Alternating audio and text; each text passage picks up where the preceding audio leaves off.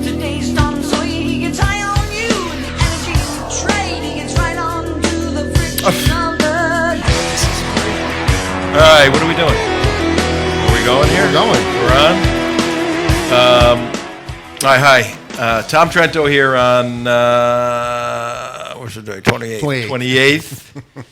Tuesday. Completely, ladies and gentlemen, 4 o'clock in the afternoon, actually about 6 minutes after 4. Tom Trento today, WSBR 740 AM, completely unprepared. No big deal. Our scheduled guest wasn't able to make it. He will in the future. That's Dr. Sherko Abbas, had a scheduling conflict, so we're going to get him on a later show. And got nothing except I'm on my Facebook page here. Right. And I had this Muslim guy from Pakistan. One of my friends. Yes, Yeah, one of your friends.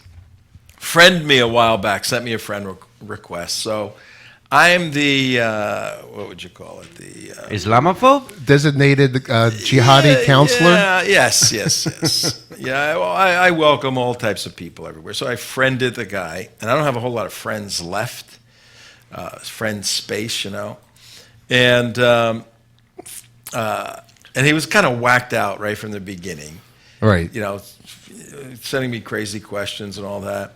So I always shift these guys to discussions of Islam and Christianity and national security. So he asked me what I do. I say I run a counterterrorism organization, and we fight Islamic Jihad. Well, what does that mean? I said, well, the Islamic State. Take a look at the Islamic State. Right. We fight that. And so I reel these guys in a little bit. And then I ask them questions. And when you do this sort of work, I'm trained as an apologist, Christian apologist. When you do this sort of work, you're really a physician. And before you can come up with an antidote or a prescription for the particular problem the individual has, in this case it's Islam, you need to diagnose it, exactly what the issue is. So just now, as we were getting ready for the show, I asked him a couple of questions. He's asking me questions. And then he says, you want to create conflict between Islam. I said, no. The Shia and the Sunni are creating conflict. We reach out to those Muslim reformers who don't want any part of that. Right. Oh, Zudi. Yeah, that kind of thing. Zudiism. Yeah. No, that guy, not that kind That of guy, thing. yeah. That guy. He goes, that's the point, to create conflict. Any Muslims in your organization? I said, no, we don't have membership, but many Muslims like our work, which really means they're not good Muslims. I said, do you believe that a Muslim should be allowed to convert to Christianity and not be condemned or killed by other Muslims? What do you think his answer was? Absolutely not. No. He says, Muslims not need to convert to any religion, right? Of course. So I wrote back, but if they want to, is it okay? No, it is not okay. Off with your head. That's where I am. Apostate. That's where, you meet any Muslim who wanted to change his religion. He's challenging me now. Right, so right. you actually met a Muslim who wants to change their religion? Yes. So that's where I am in this little... Does Yeah. he want your name and address? I will, as we go through the show at 9 Can you minutes say Rifka Berry? after 4, yes, what do you want me to ask him? I'll ask him live on the air here. What would you like to tell that convert? Yes, I'll do that. What message do you have? What for message that do you have for that What convert? What message? Okay. Live, ladies and gentlemen, what message? As Tom Tom is typed. typing on his computer, For Boy, he's a riveting- responding to a Pakistani Muslim questioning Well, they the don't sanity of a Muslim's conversion to Christianity. Send. we may have a whole new show format here. Well, you know, if you listen Facebook with Tom if Trenta. a lot of the Put a sports camera talk on radio this. shows, the guys are sitting there reading Twitter comments and responding to them, and that's their show. Oh, I can do It's like, that. how much preparation went into that? Yeah. I like being unprepared. We usually have like boxes of material. It's a good day to have the dog in studio. Yeah, really. Yeah, where's that dog? Yeah. We do have a dog in here. Get Yes. awards That's right. off the Muslims. Filthy animals. No, I Yes, think it's important that we always make the distinction, and not that we have to, but for the new viewers right. that, And listeners. we Here on sunny Boca this is- Raton, 740. SBR 740. That there is really there's. I'm not a hateful person, Mark. You're not. You're not. No. Yeah. I got a little bit of You know, what are the commonality. We have three different religions in here, different views on stuff. Commonality is a sense of injustice. When there's injustice, all of us, and that's. I actually was using the men's room before, and an idea for the show came to me. And I'm going to ask you guys a question in a minute. That came Okay. to me. But that sense of injustice has always resonated deeply with me and motivated me to fight for justice for the individual or group or organization that is having injustice perpetrated upon it. And early in my life, that manifested itself in sports. I was pretty good. I was a skinny little guy in Newark, New Jersey, but very fast. I was a very fast runner. Hey, you gotta be fast in Newark. to move around in Newark, and it just was genetics. You know, just ran fast, so if you combine a little bit of catching a ball, and you run fast, you're pretty good.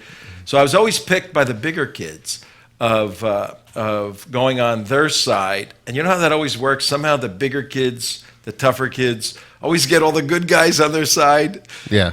It's my turn now. No. We get 2 to your 1.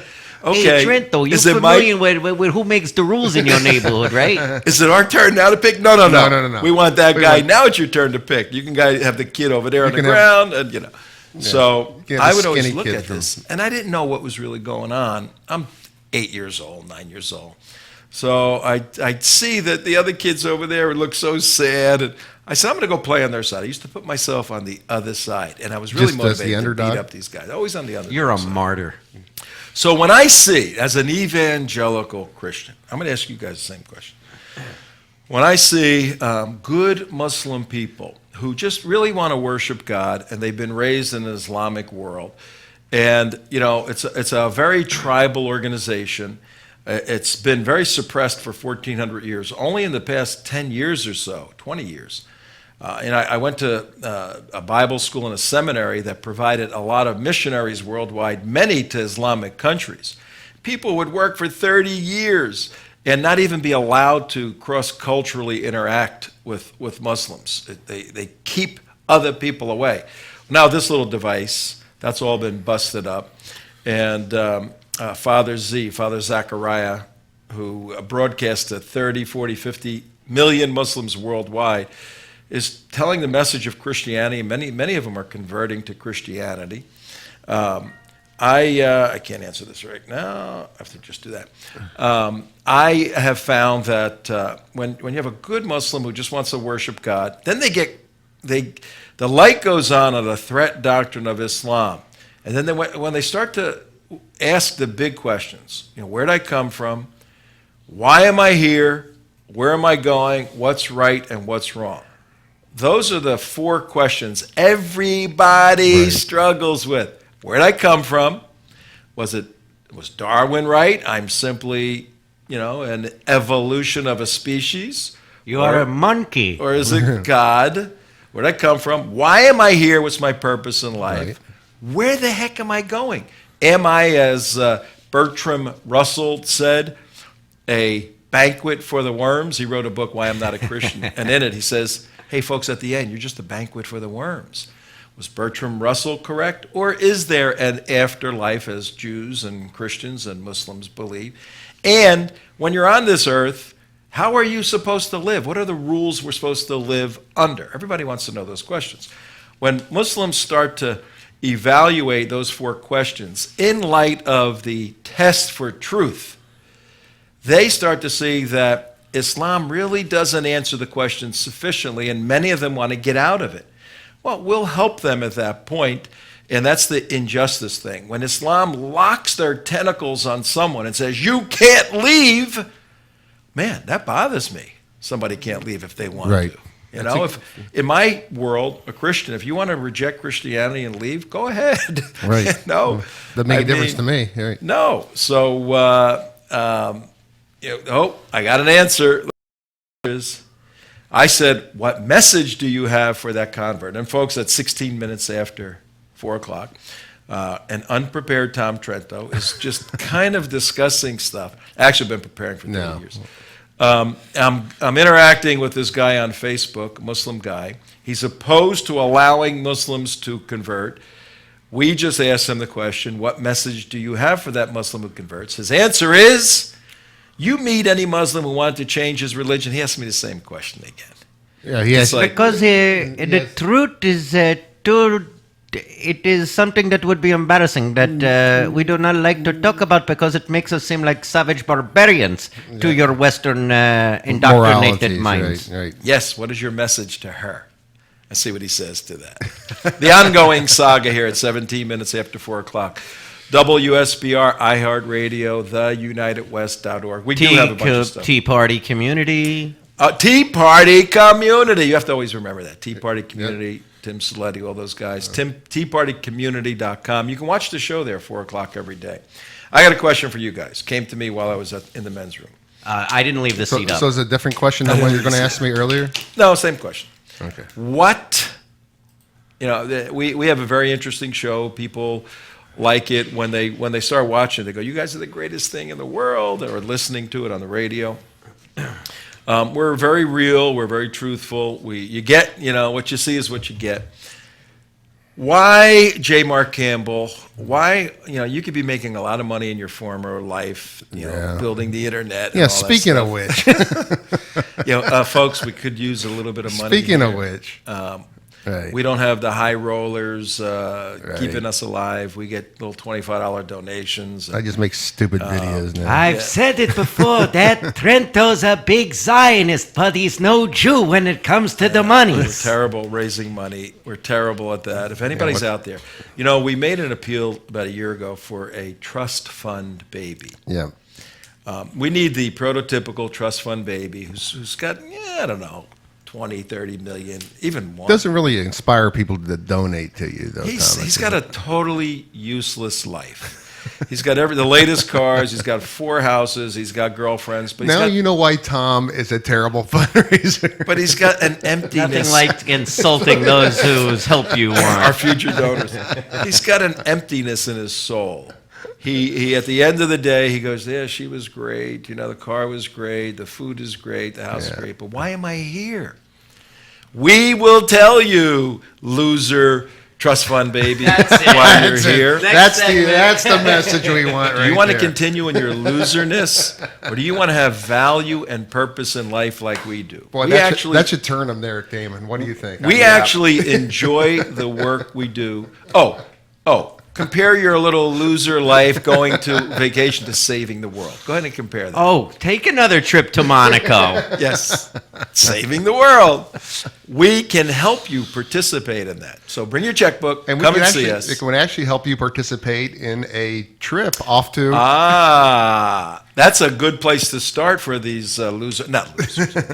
They really need to come to Israel with us. If you haven't been there, you need to be there. Life-changing on a spiritual level, national security level, interpersonal level, fun level. We have fun places we go. We do have a lot We of fun put on these what did we say the other day? We put the ha in jihad. That's right. We put the ha in jihad. On the screen right now, March 21st to March 31st. Next year, we're going on a 10-day trip to Israel. We're gonna look at the hot spots. We're gonna go to the borders in Lebanon, in Syria, in the Golan. That's along the top. Where are we? Where's our world map? I've moved it. You moved it's it, a better okay. shot.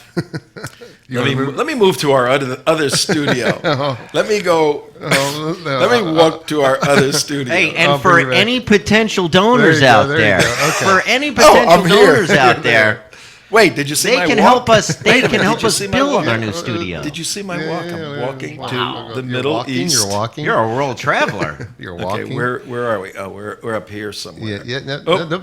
We're over here somewhere. Yeah. You're up All there. right. Oh yeah, right in there somewhere. Oh no, there's the Tom, it's a radio show. Tom, it's a There radio we show. go. Yes, I'm pointing on a map to the Middle East, and we're going to be in Israel.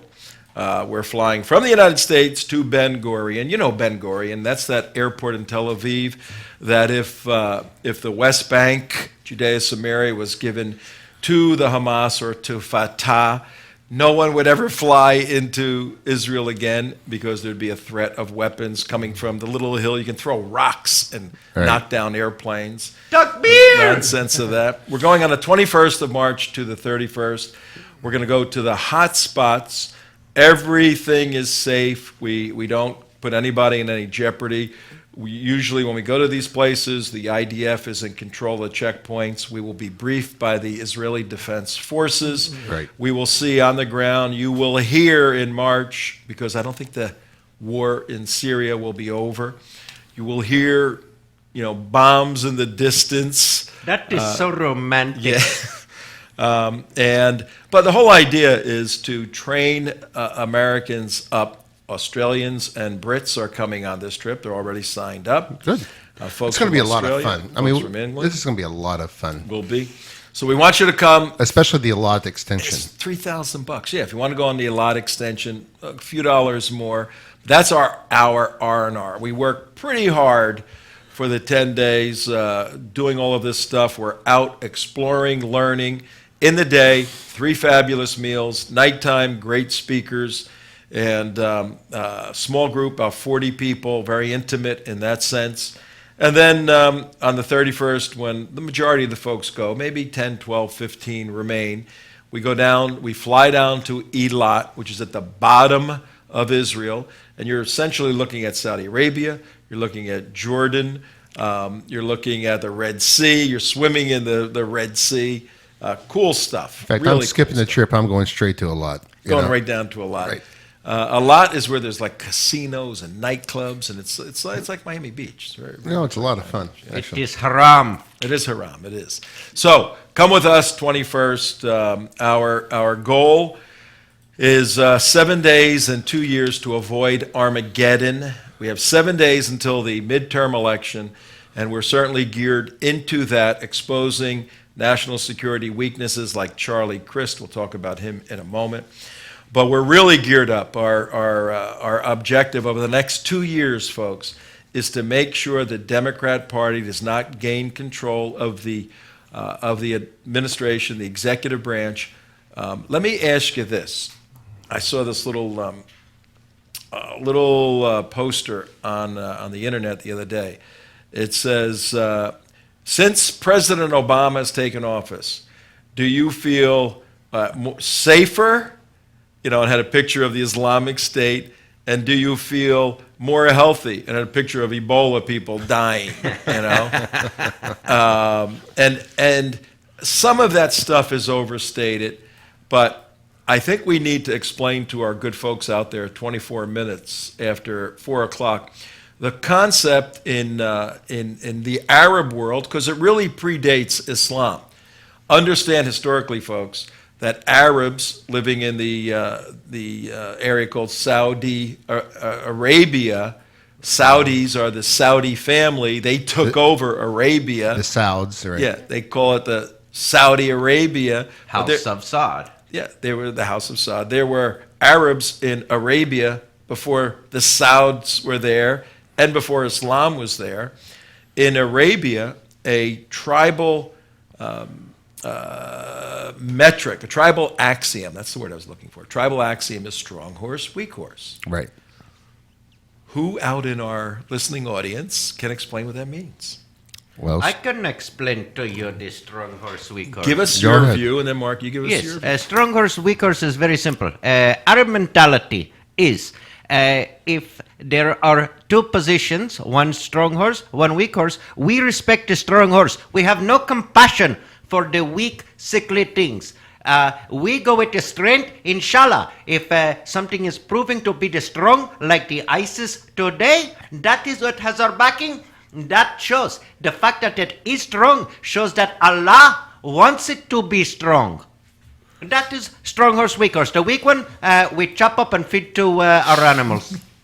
yeah, the whole concept actually comes from the Sharia which is Islamic law. All right, Sharia means path to the watering hole, and you keep that in mind that it's path to the watering hole in a desert. The Sunnah is the well-traveled path to the watering hole, the highway to the watering hole, if you will, which was given by Muhammad. Now, understanding that you're in a tribal environment, in a desert environment, you can't have weak people and weak things in your tribe. Otherwise, it's detrimental to the whole tribe. So therefore, the strongest, survival of the fittest is what the Sharia What kept the tribe going on, essentially. and what keeps it surviving in a desert. So the strong horse, weak horse mentality is really driven originally by environmental concerns and by the belief structure. And once you put it in that context, it actually makes sense. Now that tribal mentality, that strong horse, weak horse, that mentality is carried out not only in the tribe, but globally. Well, yeah, and the reason, the way it goes from there, and this is how worldviews, Weltanschauungs, worldviews develop at 27 minutes after 4 o'clock. Tom Trento here, WSBR 740. We have, as Mark just explained, as Imam Abdullah explained, the Islamic view is you crush Islamic ideology. Prefers strength over weakness, obviously. Some societies don't. There are some societies that prefer weakness. But it's not only a preference, Tom. It's actually a survival mechanism because going back to the Arab concept, if you have two tribes competing over a small watering hole, the strong tribe is going to win. The same thing happening with ISIS today. The stronger tribe is winning. Now take that concept in Arabia, in a little tribe, and these tribes had 300-400 people, large tribe, whatever, 1,000 people, and there'd be a tribe, 10 miles away, same size, and the main water would be here, and there'd be fights over the water and all of that. Right. Take that concept, and in the latter end of the 6th century, 500s, 6th century, a guy by the name of Muhammad is born. Right. Comes to fruition about 40 years later or so. Has the visions, from the angel Gabriel delivering the Quran.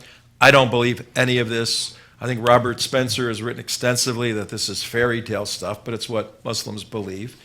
And you got to deal with what the individual believes. Now you take a theological component and you infuse this Arab belief system of strong horse, weak horse.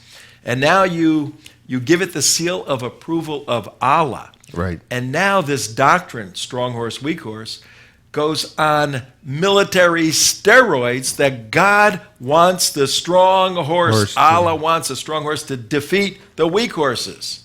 And you put that in some eschatological end world scenario, you got Islam. You got Islam. Going for a global caliphate. And also, one other thing on the strong horse, weak horse thing is that's not just with men where they go out and they have to dominate and suppress men. It comes with women too, because you have to be the strong tribe to have the women to marry off to other tribes to make your tribe stronger. So therefore, you cannot have your women running around making partnerships or sex with other tribes. It's going to weaken your tribe. So that's the reason they must hammer down on the women as far as their control. Speaking of women, our buddy here just responded to my question at 29 minutes after 4 o'clock. Tom Trento, we are discussing... Was it a nice segue? Well, yeah, it was perfect, and you didn't even know that. We're discussing a free-flowing... This is more like a radio show today. Yes. Where you just kind of discuss the stuff. We do have some videos we want to roll out. Yeah. But one of the dynamics that's occurring right now is I am actually having a live conversation around the world. This guy's in Pakistan. He's probably, in Philadelphia in a club, smoking a pipe, laughing his head off. But let's assume he is for real. Most of them are. Yeah, he's in Pakistan, and we're going back and forth on Islam. And I asked him, what is his thought on Muslims who want to convert out of Islam, say, to Christianity. Oh, no, can't do that. I said, well, what is your message to her if she wants to? I put the feminine there. Here's his answer. Just a Ready for tweaking, this? yeah. It means, this is the Muslim speaking, it means she is female. I'm sure she'd convert to other religion for money. Oh, yeah, she's a whore. Yeah. What was that? Out in the backyard there. Huh? Yeah. Huh? I'm going to put, huh? What you mean? I got to talk like it. What you mean? Yeah. What you mean? Talk to him in pidgin English. One of the Oh, no, he ain't said that about me. You're off.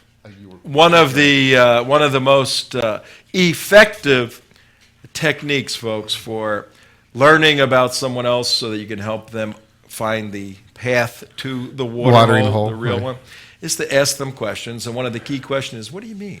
Yeah. What do you actually mean by that statement? Now, he's going to struggle. Yeah. Because usually you don't have to define what you're saying, you just say it. So we'll see. Stay tuned for, guess what his name is? Mohammed. Okay. You guessed. Okay. Guess what Mohammed has to say. Most popular baby name in... All right. What we're doing 31 minutes after. We are on Tuesday the 28th. That is the day. Tomorrow we have Aria Gozi. We're going to Skype him in, get a briefing on Israel. A little bit of stuff going on. Give us a little quick update, Damon, on what's going on in Israel. What's going on in Israel? Well, there was... Basically, we have a silent third intifada going on, being whipped up by Mahmoud Abbas of the theoretically moderate Fatah party. And literally, they're sounding more and more like Hamas on a daily basis. Last week, there was a terrible incident. Hamas operative ran his car into a light rail waiting station, killed 2 people, a 22-year-old woman and a 3-month-old baby with American and Israeli citizenship. So you would think there would be a little bit more response from the... Did you see, excuse me, did you see the video of that? Yeah. No. Let's pull a video I up. don't. It's ridiculous. The car's going down southbound on the road, Right. turns into the northbound lane, Really? goes on the sidewalk, and runs right into the people. So purposely driven. You know, at first there was a traffic incident reported by our Right. State Department. But It he was had a to do a traffic 180, incident. so he had to go down the wrong way on the other side of the traffic to potentially. He's going southbound, right? He turns over the median, goes over the median, and instead of going in the road against the traffic, he rides on the sidewalk. Oh, so he cuts across, rides a sidewalk, and nails. If we can find the video, it have it. is very, very disturbing. And this killed a 3-month-old little baby. The silent intifada, some people are saying now, and this is in one section in East Jerusalem. And on our tour, we're gonna go to the area. But again, when we go, it's extremely safe. There's no problems. But the fact is that the Hamas, which is the Islamic resistance movement, we're all aware of that. They're a designated terrorist organization. They're over in Gaza. The Fatah are supposed to be the good guys, headed up by Mahmoud Abbas. No relation to Shirko Abbas, who's the head of the Kurdistan National Assembly, who's going to be our guest in the near future. The Fatah are supposed to be the moderates, and Mahmoud Abbas, who studied in Russia, did his dissertation on the fact that there was not a Holocaust. He's the peace partner. He's the peace partner, right? That Obama is so convinced is the right guy to be the peace partner for the Israelis. Yeah, I mean, there is such it isn't even a rift anymore, because a rift doesn't do justice to the absolute devastating relationship between Obama and Netanyahu right now. Oh, there is it's horrible. yeah. Tell me when we have that video. We got it. Just 1 second. All right, tell me when. Well, this event that took place the other day, this terrorist attack, essentially, the Palestinian mother. What did she say? You were talking I have it all here. Let me just play this video real quick. Okay, here we go. Yeah, Let's show this. Go. Watch this car. Hello, I'm John Cantley, Oh, shit. and today we're in the city of Kobani on the Wrong one. Syrian-Turkish You had the right picture, actually. Yeah, I had the right picture. I just had the wrong thing. All right, you got to play it again. There you go. And here's the actual video being played right now. Yeah, and this is, you see the car coming down the street in just a second, and boom, there it went. Play it again. Did you see it come around the top? Yeah, watch carefully, and for those of you on the radio, go home and watch He's this. going to turn around. The car's going to come around. I tried to zoom it in here as much as I could. See, there he goes, boom, and he just takes out. Basically, the guy's making a right turn when the road bears left. Yeah, He's a Hamas operative. But he goes ran on in. the other side of the road to the northbound traffic and drives right on the sidewalk, runs over the people, and then it was obviously an attack. Right. So what did you have about the? Was it the mother of that? It was the mother of the driver of that car. Of the driver, right? And I mean, it really He was shows killed, you- right? Wasn't he killed? Yes, the police ended up shooting him. Yeah. And basically, you had the mother of this guy. Let me pull up the story. But you had the mother of the guy calling him a martyr and praising him for Running being over. the murderer of a 3-month-old baby. Yeah. You know, it's extremely difficult, folks, as we've been saying on this show. It's extremely difficult to figure out how to have peace with people that love death more than life. Yes. And with mothers that honor their children for killing Jewish babies. You know, even during Operation Protective Edge, which we covered extensively in June, July, August, you know, when the Israelis inadvertently killed through collateral damage children or innocent citizens. I mean, Israel did everything they could to say, look, we apologize, it wasn't there, we're knocking on the door. I don't know any Israeli official who went on any media and praised God for killing, innocent, just civilians over there, even though a lot of them aren't innocent. I mean, they're holding weapons, they're doing all of this, but it's a different Jewish mindset. But let me show you what the Jews are doing down in the Sinai here. They are now evicting. I mean, the United Nations is going to go nuts on this. Only if it was Israel doing that. It is. Details emerge on Israel's Gaza expulsion plan. Listen to this. Details emerge of a buffer zone with Gaza. Gaza is the area that the Jews gave up in 2005, including relocation of residents from the border. So what they're doing, they For the tunnels. But this isn't Israel doing it. I'm tricking the people. Oh, sorry. Forget it. That's what happens when was we don't tricking- prepare. I was tricking the audience. I hit rewind on me. Yeah. I had them with me, and they're Okay. going to I go, was those with- damn Jews, those damn Jews, those damn Jews. And then I was going to say, oh, I'm sorry. It isn't the Jews. It's the Egyptians doing this. Yes. I blew it. The Gaza, the Hamas terrorists blew up Egyptians. Because remember when Mohammed Morsi was the president of Egypt, Muslim Yes. Brotherhood? And then he got thrown out by General Sisi, now President Sisi. Well, the Muslim Brotherhood is fighting a insurgency against Egypt, and Hamas is joining them. Right. So we now have people from Gaza coming over and killing Egyptian soldiers. So Egypt said the other day, Buffer zone. screw you guys. We're doing, listen to the buffer zone. It's 13 I kilometers agree with long. it, actually. I agree with this idea. And I think the Israel should do it, too. It's 8 miles long, so 13 kilometers, and the depth is 1,600 feet. So no That's tunnels. about a third of a mile or so.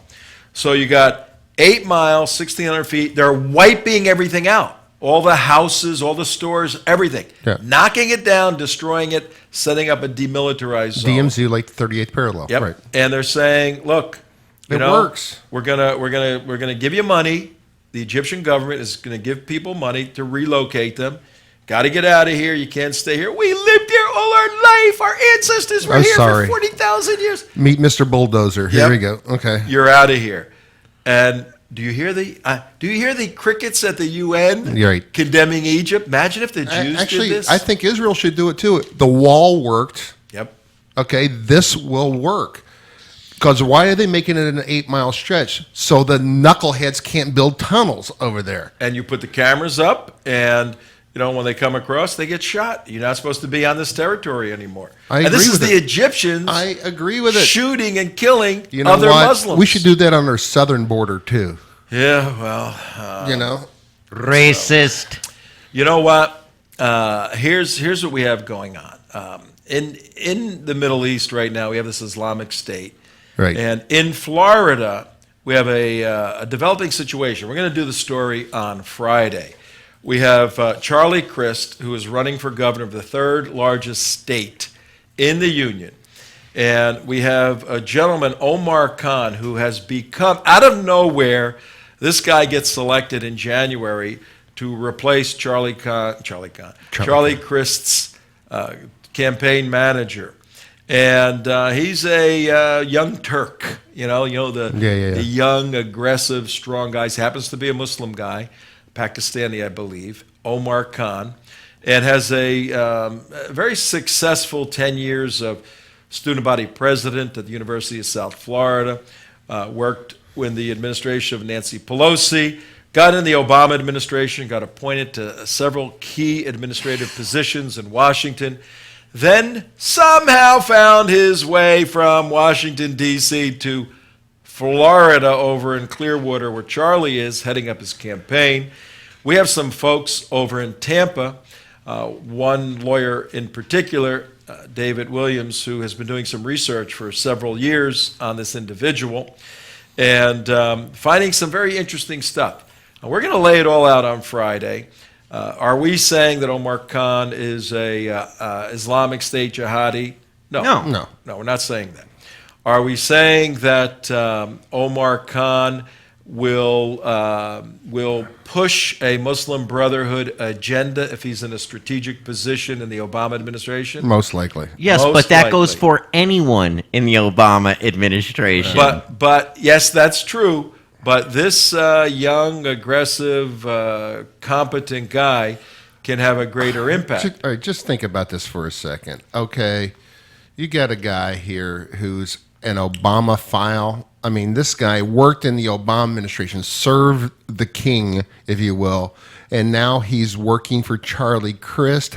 How much closer can you get to Obama than that? I mean, that's just... That's and and amazing. No other point for the dopey Christians, my folks in this state. Right. How many, Mark, did we calculate did not vote in 2012? Well, I think you underestimated it and said 1 million. 1 million. But that's just out of the 25% aren't even registered. I mean, 25% are registered, 75% are not, and it's amazing that there's such a gap between people who vote and people who are registered. Listen to this if we number, folks. Just go ahead. It's at least 1 million evangelical Christians. And I think you're way under on that. It's probably closer to 3 million. in Florida. In Florida. And here's the situation. These are folks that read their Bible, they go to church, they believe that Jesus Christ is their Messiah. They're conservatives. They're social conservatives. They're fiscal conservatives. They're national security conservatives. But they have a form of dementia, if you will, that for a lot of reasons, I'll get into them sometime, because this occurred when I was back in school, they don't want to participate, many of them, in the political process. Some feel it's a worldly adventure. Some feel their vote doesn't count. Some feel that the candidate isn't perfect enough. If they vote for an imperfect candidate, then they're really sinning. So there's all these improper reasons for not voting. That's what a lot of them said, that Romney didn't hit them on a theological or on a conservative enough for some politically, and theologically for those evangelicals was part of the blame. Sure. And Romney lost by 74,000 votes. Do you think the world would have been a better place the past 4 years with Romney there, Mitt Romney, or with the golfer in charge, the executive golfer? So in any event, we're reaching out to at least 1 million Christians to go and vote on November 4th, 7 days from today. Today's Tuesday, right? A week from today is the election. You got to vote. You got to vote in the governor's race because Charlie Crist is so mobbed up with Barack Obama. Well, and also the Muslim Brotherhood side. We know that for a fact. That we are going to get a governor who is going to bring Obama's policies and principles in a way to pave the road for 2016 so that Hillary has a landslide in this state. You've got to look ahead, folks. We are a rule of law society. We determine the future by a vote. If you're a Christian, you have a moral obligation to vote because you have been entrusted with a say in the process. And I will argue for you Christians that if God has provided an opportunity in a democratic republic for you to participate in selecting your leaders and you take a pass, that is an immoral act. It's not an immoral act to vote for imperfect people. That's clear. That happens. It's an immoral act to take a pass, say, I want nothing to do with this. You're saying, let the other side win. Not good. Not good. And Not good at Tom, go ahead, Mark. No, go ahead. I was going to say, Tom's talking to the evangelicals. Yes. And I want to talk to my Jewish friends. How anyone can vote for anyone in this Democratic Party anymore is mashugana. It makes no sense. If you care for Israel a little bit, just a little bit, you can't keep back in this Democratic Party. This administration hates Israel and hates Netanyahu. Man, Schmucky. Schmucky, did you vote yet? Let's give this guy a hand. He's Thank coming you. around. Schmucky, He's did you coming vote? around. Did you vote yet? Well, I wanted to wait for Tuesday to do it with everyone else. Your first time, right? First time. My first time voting Republican. I wanted to So you do voted. it on the day. I felt obligated to go vote I oily. don't see a sticker on his chest. I don't know. I don't You believe didn't it. vote yet. He didn't vote yet. I know he didn't vote yet. You're going to vote Can next I week. answer the question? Go ahead. I just said I felt obligated to vote oily because my life was threatened after my announcement on your show. In Kings Point, they were chasing me with shuffleboard sticks and golf clubs. So I That's voted. It's terrible. done. Oh, you did vote. Oh, voted. Okay. I feel like a weight was lifted off my shoulders. Okay. That's pretty cool, man. You heard it first here, ladies and gentlemen. voted. Schmucky Putznick, which I found out that's a bad name. You got a No, bad it's name not a there, bad you know? name. It's a humorous That's a humorous twist. name. He voted for the first time in 122 years for the R. You I'm can do only it. You can do it, folks. You can do it. I know it's hard. And not only Israel, as wonderful as Israel is the national security partner, this Democrat Party isn't the Democrat Party of JFK or in the 50s and the 60s. It's the party of Obama. It's not even liberal anymore. It's a leftist party. It's a socialist party. It's off the a charts. Marxist party. My wife, who's Democrat, can't even vote Democrat anymore. Next Monday, She's the like 3rd, me. Yeah. On the 3rd, we have a filmmaker as our guest, Joel Gilbert. He will be talking about his movie Utopia. We Right. went around the country talking to Democrats about Utopia and Obama and all of that. We'll have him on the show. We'll show portions of the movie. And, you know, I've been at this a long time, so have you guys. You can't blame, in a sense, the politicians because they only can do as much as their constituents allow them Right. to get in there. So it really goes back to the change that we've had in our culture where the average Democrat constituent is no longer a good American. I'm sorry, just no longer a good American. They're not concerned about producing for this country and being a productive member. They're more concerned, at least 40% of the Democrat Party, about personal gratification. And that flies in the face of ask not. You know, ask not what your country can do for you. Wrong question, Kennedy said. Ask what you can do for your country. I'm sorry, Democrats. You don't believe that anymore. You truly want more from this country than you're willing to give to the country. That's un-American, and you gotta straighten that up. And you know what? If the Democratic Party sorted that out, you wouldn't have people like Obama as the president. It would not happen. Hey, Democrats, Star Trek doesn't exist. Okay. Yeah. So You know. Guy thinks he's Robin Hood. now, why do you, Damon? Yes. Why do you do this crazy work? You can do other stuff. You were in Chicago at the Board of Trade and all that stuff. Why do I do this? Because I find it incredibly satisfying. I really do it. I'm spending so much time reading about this stuff and educating myself, really ever since the 1993 World Trade Center bombings. Ramped up a little bit after 9/11. But I found myself getting so aggravated and agitated. I thought I was going to give myself a stroke. Yeah. So instead of just getting aggravated and moaning about it, I decided to become an activist. And it's lowered my blood pressure because now I'm still doing the same reading or maybe a little more, sometimes maybe a little less, but I'm still doing it. But I feel like there's an avenue. I feel like I'm helping instead of just going to have my head pop off my shoulders. Yeah, and it is a phenomenal opportunity we have on the show, folks, at 52 minutes after the hour, 52 minutes after 4 o'clock. Tom Trento, Damon Mark here, Enemies of the State, name of the show, WSBR, 740 a.m. We are blessed in many respects, not financially, but Send money! vocationally and personally, to have an opportunity to scream and yell at a piece of glass over here and touch, literally thousands of people around the world.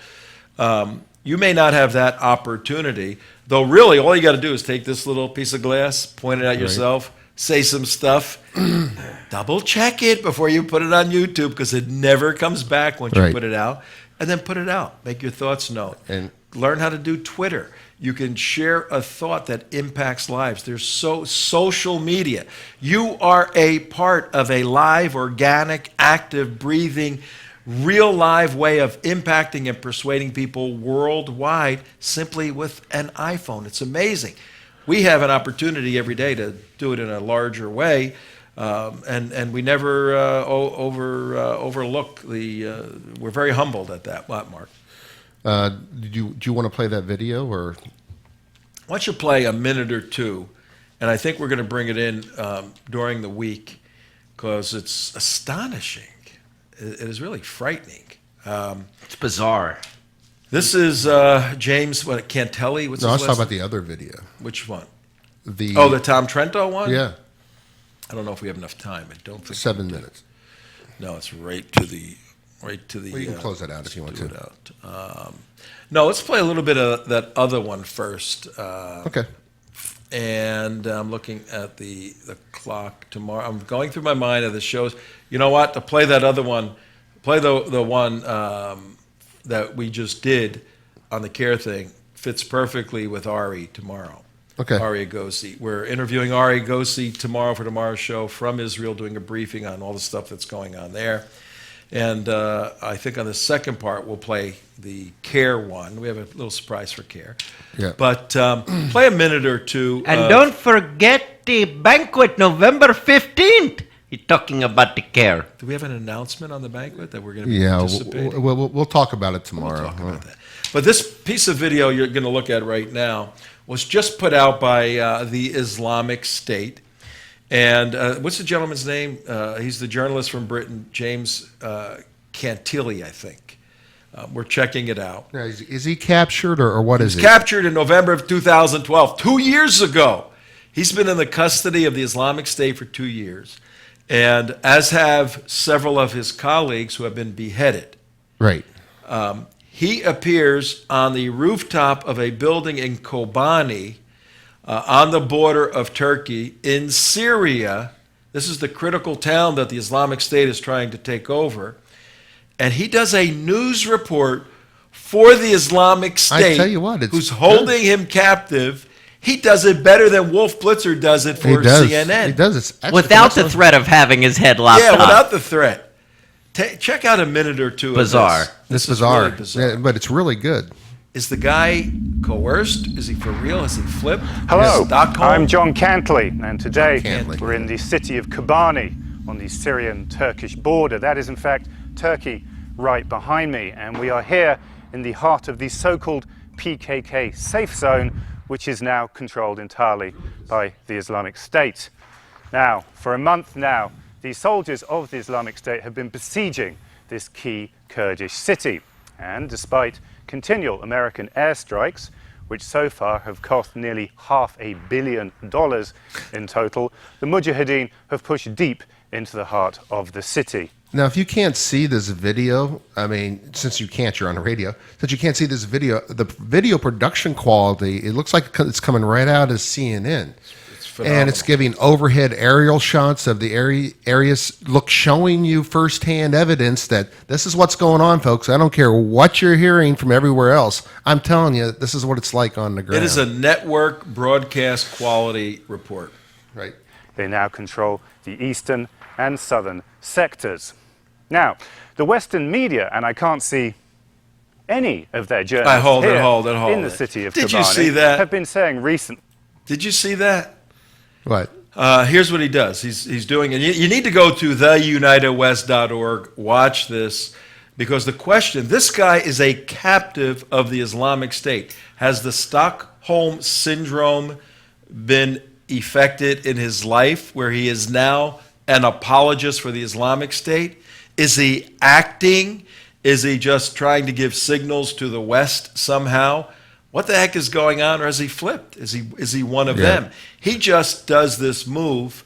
He's giving the report. He's got a lower third on there in Arabic. Right. And he sarcastically says, I'm looking around. And I don't see Western journalists here. He also made the statement, it's a Kurdish town, Kobani is. Mm-hmm. And that's how Sherko Abbas, who's going to come on our show, is saying, we've got to help the Kurds save that town.